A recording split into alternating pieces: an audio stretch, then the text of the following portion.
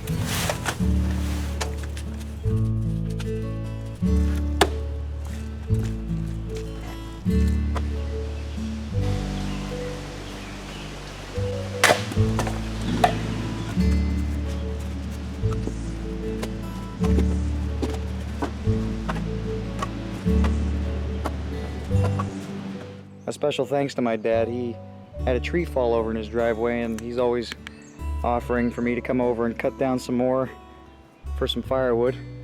Sigh of relief. I accomplished a lot this episode.